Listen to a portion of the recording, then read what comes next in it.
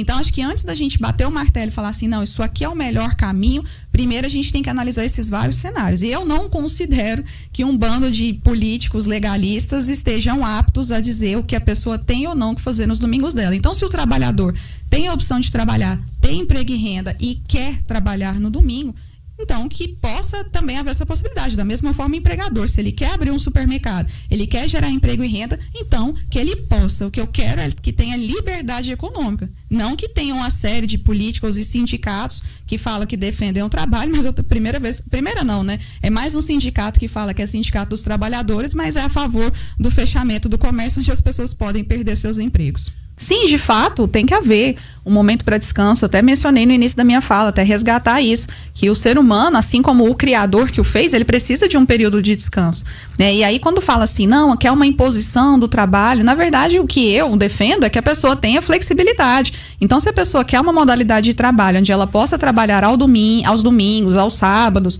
quer fazer uma jornada dupla, não quer, beleza, vai lá. Agora, o que me preocupa, ouvinte, demais pessoas da nossa querida audiência, professor Tiago, a Renata que está aqui conosco nos bastidores hoje, é o seguinte, pessoal, começa com o supermercado. Não, mas tem que fechar. O problema que eu vejo é na obrigatoriedade do fechamento, professor. Uhum. Então, de fato, existem problemas, existem contratações ruins, existe sim, de fato, isso é algo que precisa ser debatido. Salários que são ruins, que não fazem jus, às vezes tem desvio de função. Muito. Então, de fato, a gente precisa conversar sobre essas coisas, mas eu não vejo como solução uma imposição por parte do Estado, porque aí se a gente for trazer para o discurso do oprimido e do opressor, aí eu considero que o Estado é quem está fazendo o papel do opressor contra os trabalhadores nesse sentido. Porque o que eu acredito é que a pessoa tem que ter liberdade. Já que existe um sindicato para negociar e falar, olha, tem que haver o fechamento, por que o sindicato, então, não opera no sentido? Pessoal, e se a gente flexibilizasse, então, a modalidade? Se aos domingos houvesse, é claro que é uma ideia, né? A gente precisa discutir os problemas disso também.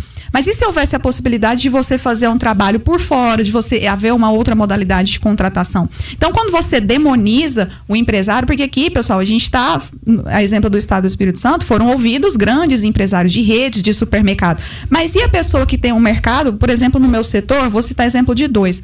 Eu esqueci o nome, não vou fazer propaganda para esse também não, né? Mas um é um mercadinho que trabalha uma pessoa e o outro é um supermercado, é o único supermercado no domingo que fica aberto até depois das 8 da noite.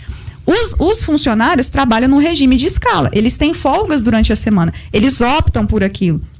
Quer dizer que é perfeito? Não. Mas antes, Tiago, só para finalizar, o que eu acredito é que precisa haver um resgate do valor do trabalho, porque a Bíblia fala que o homem, ele vai comer de acordo com o suor do seu trabalho, e o trabalho dignifica, ainda segundo a Bíblia, o homem. Então vamos parar com esse negócio de que o trabalho é uma coisa ruim. O que a gente mais está vendo, pessoal, e a nossa audiência é testemunha disso, são jovens, Tiago, que não querem trabalhar, que querem depender de facilidade, que num discurso, internet, auxílio, poxa vida, pessoal, o trabalho é algo positivo e a gente tem que valorizar quem quer trabalhar de verdade. O melhor programa social que existe é o trabalho digno. Eu concordo.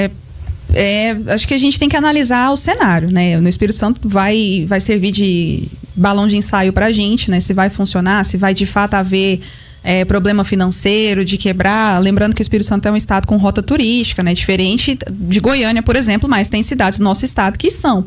E aí, nos fins de semana, como é que a gente vai fazer? E se a gente pensar assim, mas o grande empresário, ele está oprimindo a pessoa, ele está no condomínio fechado. Olha, com base nos supermercados, Tiago, que são de pequeno e médio porte do meu setor, eu te asseguro que os donos não estão em condomínios, não, professor, eles estão pelo contrário. São aqueles que abrem e fecham. E tem uma regra também que eu acabei de me lembrar aqui, nesse escalonamento do Espírito Santo, as pessoas vão ter, os empresários, os donos de grandes e pequenos e médios supermercados vão ter, se eu não me engano, quatro domingos no ano para poder fazer o balanço. Ou seja, as pessoas ainda vão precisar trabalhar. O contador vai ter que ir trabalhar, o dono do supermercado vai ter que estar lá. E normalmente é assim. E outra coisa, para trazer para a realidade, porque a gente eu gosto demais de ouvir o professor José Elias, aprendo muito com ele particularmente, mas eu gosto sempre de trazer para o ponto da realidade, onde a teoria casa com o que a gente vive no dia a dia. No outro supermercado, perto da minha casa tem muitos, tá? Então estou falando de conhecimento de causa. Vende frango, professor, entre o supermercado e a farmácia. Então tem um pequeno empreendedor lá que ele pega aquele frango, que é a famosa televisão de cachorro, e fica lá, ó, vendendo franguinho, às vezes vende um feijãozinho tropeiro, para gerar emprego, para levar renda para casa dele. Às vezes essa mesma pessoa sai da porta de um supermercado e vai fazer uma feira, ou às vezes sai da feira e vai para a porta de um supermercado. Aí eu fecho isso, tem uma rede por trás. Eu não tô só impedindo pessoas que assim o queiram de trabalhar, sabe? Eu comecei a trabalhar.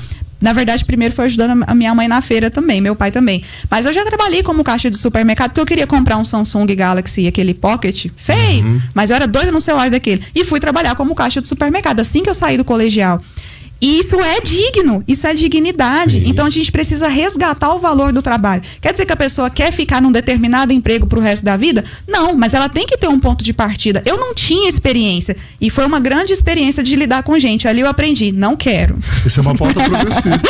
Sua fala foi progressista. Não é, professor, porque o que eu entendo é que a gente tem que valorizar o indivíduo. Se o indivíduo precisa começar de um ponto, ele tem que começar de onde está disponível. É claro que ele vai almejar gargalos, ele vai querer empreender, às vezes ele vai querer sair de seu caixa do supermercado e vai querer vender o frango que eu falei. O que não pode acontecer no meu ponto de vista é o Estado arrogar para si o poder de falar, não pode, fechado só abre quando eu, Estado, quiser. Aí quem está agindo como agente opressor é o Estado. E o que eu defendo é liberdade econômica no sentido de o empregado tem liberdade de escolher um emprego que ele vai poder trabalhar. Esse é o cenário ideal? Quer dizer que acontece assim? Não, mas eu tenho que começar de algum ponto de partida.